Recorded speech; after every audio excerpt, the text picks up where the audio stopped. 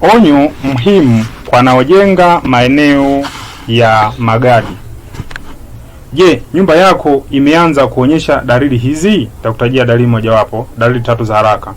Kuta kupukutika, rangi kufifia mapema, wallput kudondoka bila sababu ya wazi. Kama unajenga au umejenga, haya maeneo naenda kukutajia ni yale ambayo yana magadi kwa kiasi kikubwa. Ninapotaja ile eneo sio kwamba inakuwa ni mkoa mzima, hapana. Ila nitataja kwa jina la mkoa kwa sababu siwezi nikataja kila kijiji au kila wilaya kwa sababu ni nyingi, lakini hii ipo katika mkoa wa Songwe karibu kule na Ziwa Rukwa, mkoa wa Mbeya pia kuna maeneo hiyo hali ipo, kuna mkoa wa Arusha, mkoa wa Morogoro, mkoa wa Manyara au maeneo yenye ardhi ya magadi. Basi hili ni tatizo la kawaida, ni tatizo la kimuundo linalowaingizia watu wengi kwenye hasara kubwa. Wengi huanza kurekebisha nyumba mara kwa mara, kutumia pesa nyingi bila kupata suluhisho la kudumu. Chanzo halisi cha tatizo: magadi, halafu maji, uharibifu wa nyumba. Yaani ukiwa na magadi yakiongezeka tena maji, hapo ndipo unapoanzia uharibifu wa nyumba. Ukweli wa msingi: maji ndiyo husafirisha magadi kutoka ardhini hadi kwenye kuta za nyumba.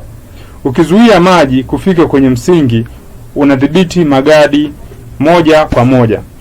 Kabla ya kutumia material za kupambana na magadi, hakikisha haya yamefanywa. Mfumo mzuri wa gata, maji yasidondoke hovyo.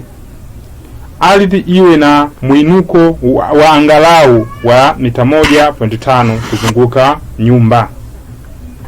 Ule msingi anamaanisha. Mifereji imara ya kuondoa maji. Hakuna maji kusimama karibu na msingi.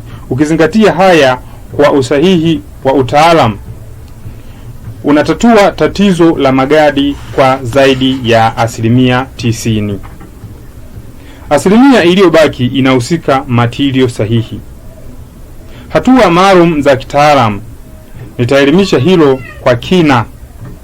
Yaani hili nitalifundisha kwa kina kwenye somo litakalofuata. Baada ya hili mnasomo linalofuata, maana nikiendelea hapa video itakuwa ndefu.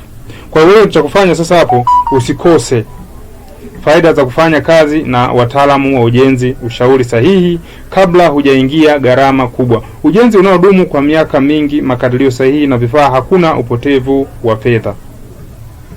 Wasiliana na mimi kwa namba 0712937090 kwa simu ya kawaida, au unaweza kuwasiliana na mimi kwa njia ya WhatsApp kwa 0765937090 ukiwa unajenga sehemu zenye changamoto kama hizi.